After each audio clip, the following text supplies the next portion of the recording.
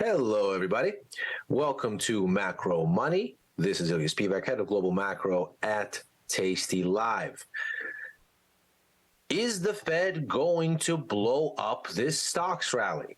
Is a question that I have on my mind as we come out of the holiday weekend and take a look at what's going on around these markets. We, of course, had an absolute flood of macro news last week. CPI data, Fed policy announcement, all kinds of fireworks. Markets seem to think that all is well and everything's okay. But we do have some risk here in seeing this continue because, of course, what we begin this week looking at is the semi-annual testimony from Fed Chair Jerome Powell, where he will have an opportunity to both speak to what the Fed is seeing and whether it is happy with the way things are progressing, and at the same time, to take questions from policymakers that over 2 days are probably going to take him down the road of answering first, is it the right time to pause rate hikes when inflation is still so high? And then, should we be getting to cuts faster because parts of the economy are hampering? So let's consider what the Fed chair might be looking at and what the message that he brings might do to this stocks rally as we get a bit of a pause after last week's fireworks. Let's first consider what exactly is going on with these markets. And we can see that really through what we've seen so far of June and since the beginning of May, we have seen a very buoyant performance. In the light blue there is the S&P 500. You can see it's really had a spirited advance here since the start of May against the backdrop of receding risks. And you can see that here in the OFR Financial Stress Index. So we have seen that through this period, clearly the banking crisis that hit around the beginning of March, which you can see on the screen there with that sharp spike then, and the sort of slow decline thereafter into about mid-April, that this crisis is apparently now in remission. And this has been encouraging stocks higher. So that's one risk off the table. We can see as well that all of this is occurring even as Fed rate hike odds improve. In the orange there is the 12-month Fed funds future implied rate, so essentially where Fed rates will be 1 year forward, and you can see that since the beginning of May, that's been climbing. And that makes sense for the other bit of risk that we've been juggling the past several weeks, of course, the debt ceiling debacle. That has seemingly been resolved. We now have a deal in place to address this again after the next election cycle in the U.S., which happens next year. So that appears to be off the table. So banking crisis in remission, debt ceiling on hiatus for now. And so, not surprisingly, stocks appear to be pretty happy with what's going on, even as policy expectations become less dovish. You can see that much of what was baked in for the shift lower as the banking crisis broke out in March has now been erased. In fact, we're looking at this year specifically, we can see that the spread between where rates are going to be in July through the end of the year, so the remaining Fed policy announcements that we still have, we of course just had June last week, we can see that whereas at the beginning of May, we were looking at significant rate cuts over over this period. You can see looking at 75 basis points in cuts at one point at the start of May. That has receded essentially to zero. Now the market seems to think we will not have meaningful changes in rates for the remainder of this year. Now, we do still have the possibility of a rate hike still baked in for some point, either July or September. At this point, July seems to be favored. You can see that in the evolution of the yield curve here. So we're currently in a range of 5 to 5.25. You can see that it looks like we enter into a range of 5.25 to 5.5 within about a 3-month window, which of course would, at this stage, put us sometime in September. And we then hold there through the end of the year. So right at about 5.3. The cuts then start to filter in as of next year. And as we can see in the shift from the yield curve in the pricing that was there the last time the Fed raised rates in early May through last week's meeting and to now, there is a sense of higher for longer. So there are cuts. We can see that in a year's time from today, we're expected to come down net about 50 basis points. So from the current 5.25 range up to 5.25 to 5.5, and then down to 4.75 to 5.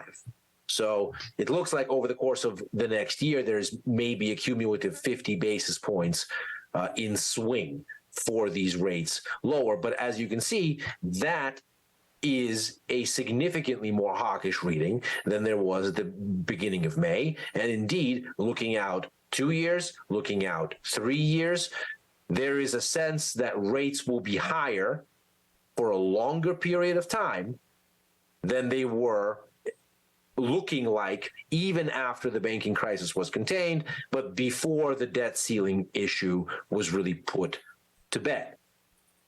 Now, if we consider how chipper markets appear to be about all of this, the message seems to be that this additional tightening, or at least absence of easing, that is now entered into the outlook and given us a significant hawkish shift in policy expectations, is not bad news for risk sentiment, because what it does is remove potential risks for some sort of a tail negative event, rather than really introduce more tightening on top of what is already there.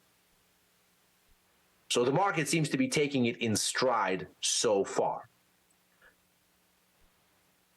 However, this, of course, presents something of a conundrum, because if we look at where inflation expectations sit, they are still about 2% off from the Fed's target, and somehow that needs to get reconciled. So looking at inflation from the very last update that we have on it, which is, of course, last week's CPI report for May, we get an inflation rate of 4%.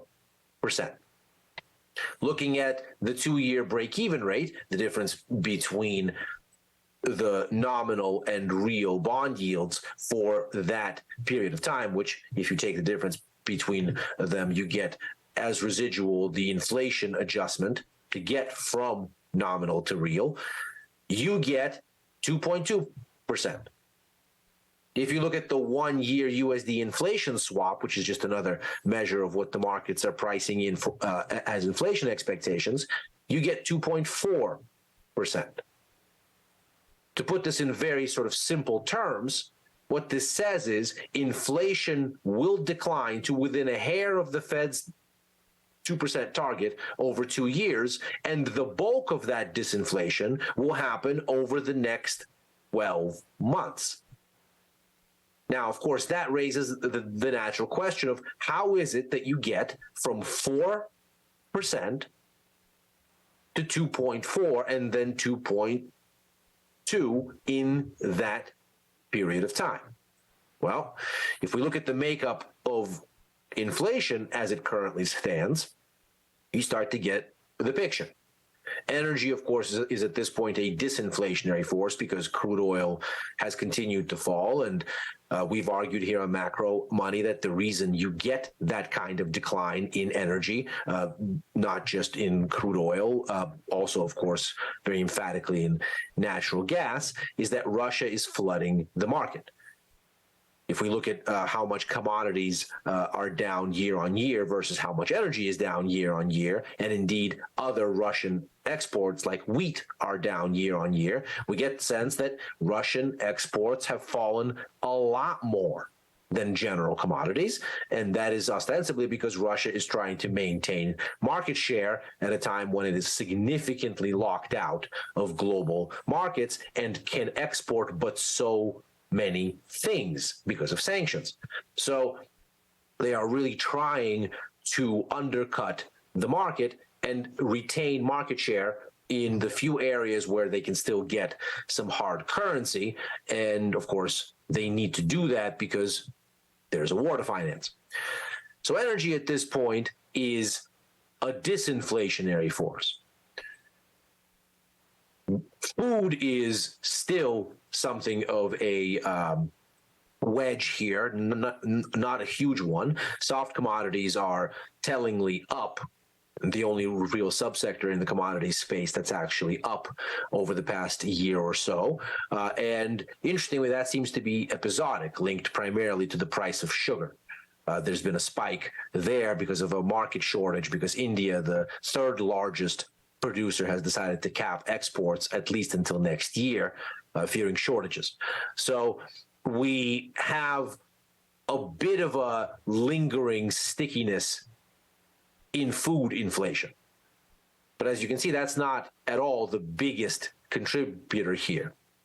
The goods part of the story, excluding food and energy, has been whittled down to very little, having been a very significant wedge back at the start of the rate hike cycle last year. You can see the orange area is significantly diminished. It was very large, and at a point here in early last year, looks to be as large as the services side. And at this point, the services side has kept going higher, but the goods side has been all but fully squeezed away. And you can see why that is. It looks like the supply chain issues that were there as a hangover from COVID have largely been unwound. The Baltic Dry Index of global seaborne shipping cost is back down to pre-pandemic levels. And the PPI numbers that we got out of the US last week showed us that at this stage, the cost for distributing goods, in other words, how expensive the supply chain operation is and how fast it's growing, that's at this point either back to averages before the pandemic if you look at final shipping. In other words, the distribution of goods from where the production has ended and the good is done to the place it's sold.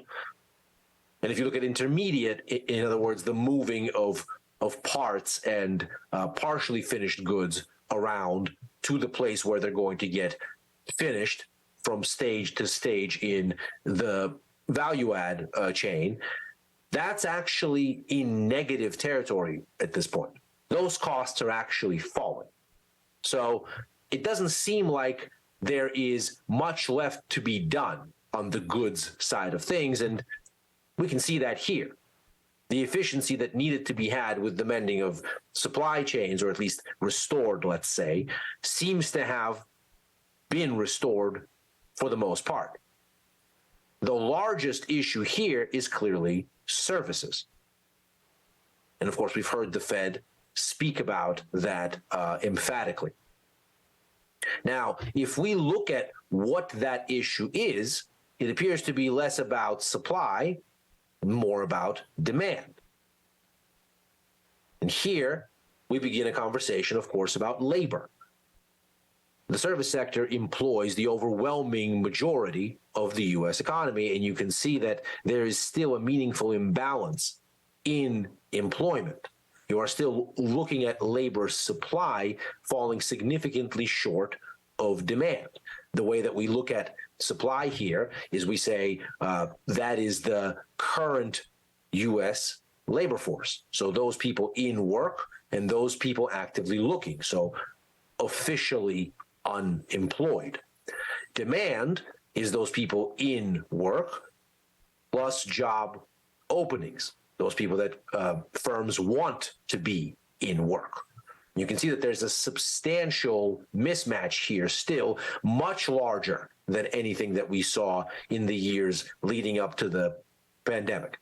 And so what we have now then is firms competing the only way you can for a scarce labor force, and that's to compete on price, which of course is inflationary. So we've seen inflation come in from the peak as the good side has gotten squeezed, but to move that last mile from 4 to 2, which is incidentally is what the market seems to be implying is in fact occurring, we have to get this part of it seemingly squeezed out.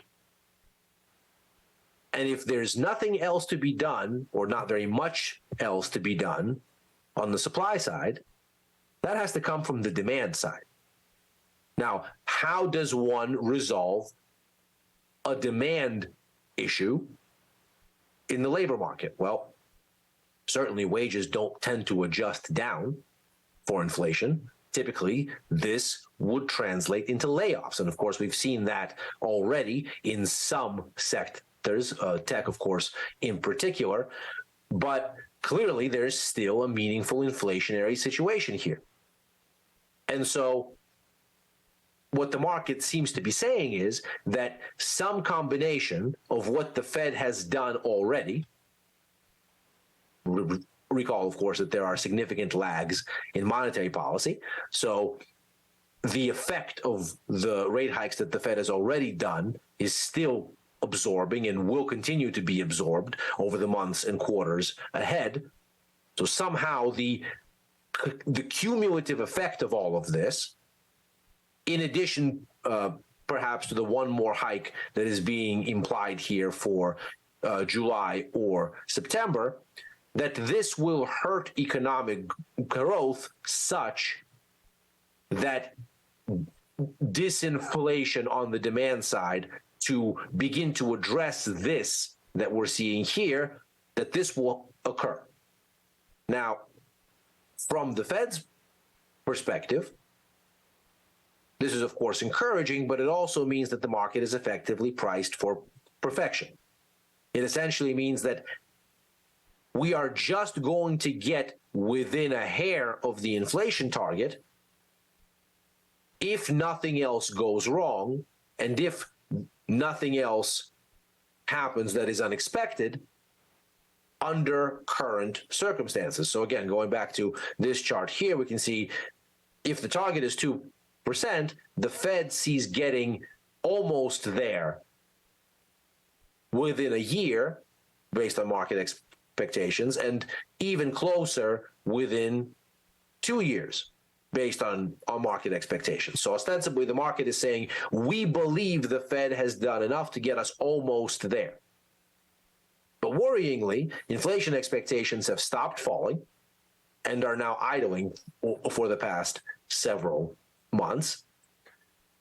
And even more worrying yet, they've actually started to creep higher a little bit, even as rate cuts come out of the outlook, and the 12-month path starts looking more hawkish as some of these tail risks go away.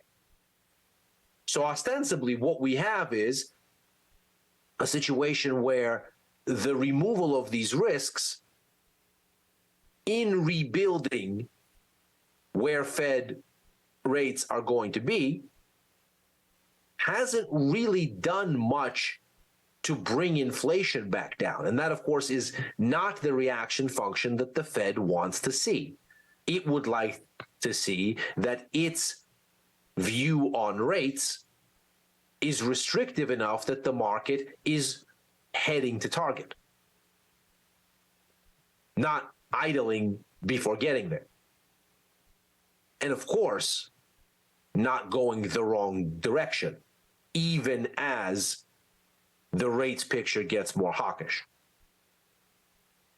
From this perspective, the stocks rally appears to be, to some extent, self-defeating, because that stocks rally is a form of loosening and is perhaps why the rebuild in policy expectations and inflation expectations are occurring in tandem.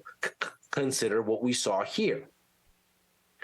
The rise in asset valuations essentially creates money, because those rising valuations allow people to use those assets as collateral to extract that money, to essentially borrow against those gains.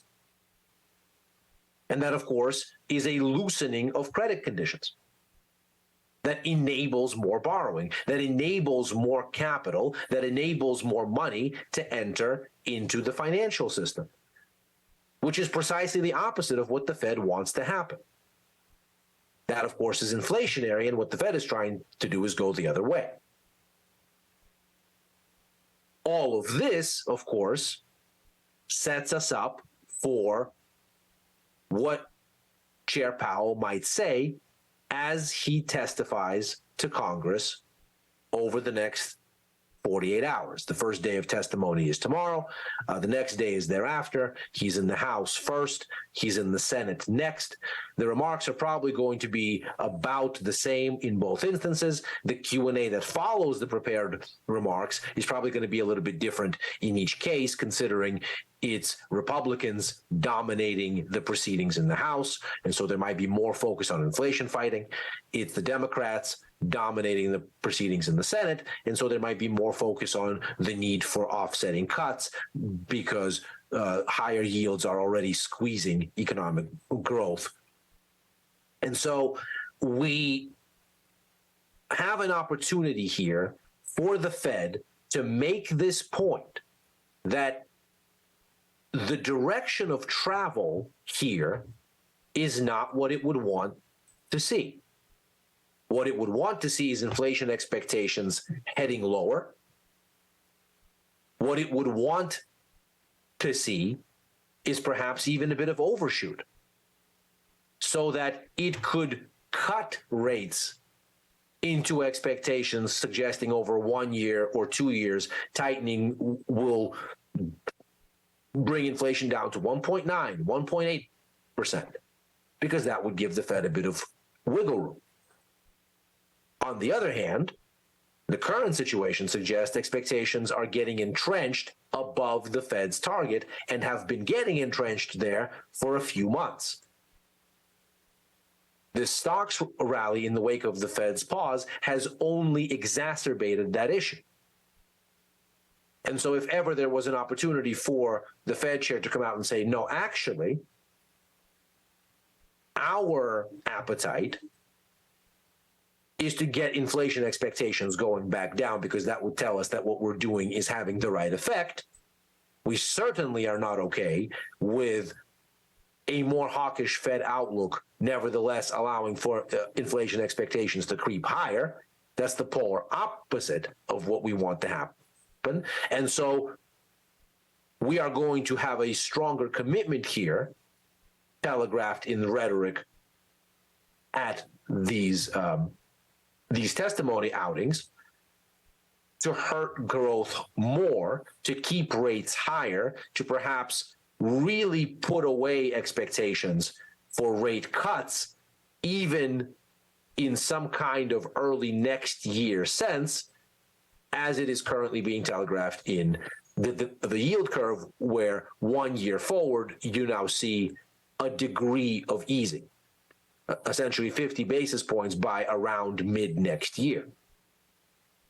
If the Fed then successfully manages to send that message, if Powell is combative enough to actually land that story, then the question becomes, does this stocks rally continue to have legs? Or does the underlying logic here that the tail risks are gone, at least those that we were worried about through, let's call it March, April, and some of May, and that the Fed has, at least for now, decided to break a 10 rate hike streak, that some of the optimism around all of those things is more episodic than long-lasting.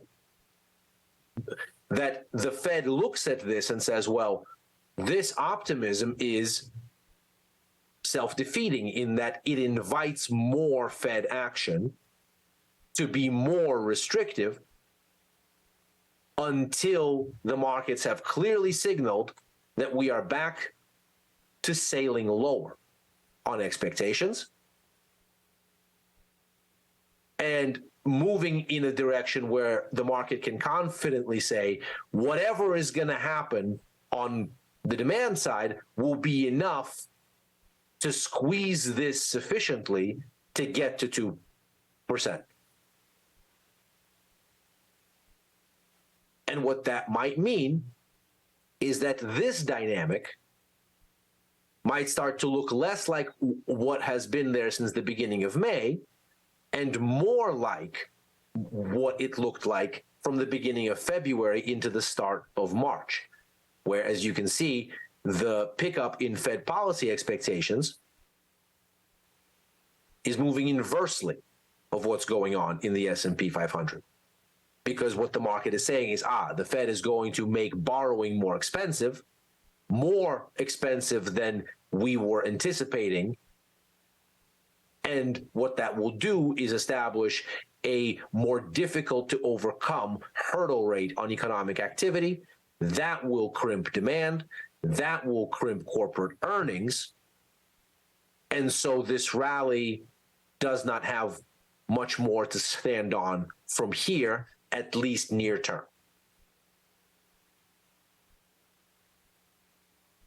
And that is the risk that we face as we head into this testimony in the next day. We'll, of course, monitor it over the full 2 days to see what is likely to happen, but it is that first day that's likely to be the biggest opportunity for some kind of burst of volatility. We are, of course, here on Macro Money every day, Monday through Thursday. Bit shortened this week because of the holiday on Monday, but we'll be here through the rest of the week right after overtime, which is a show we do with Chris Vecchio, head of Futures and Forex here at Tasty Live, covering all of a given day's events and trying to make sense of what the markets did.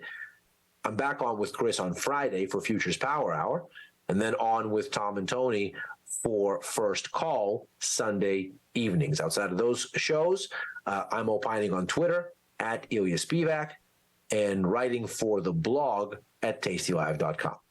Thank you very much for joining, everybody. Good luck out there. See you tomorrow.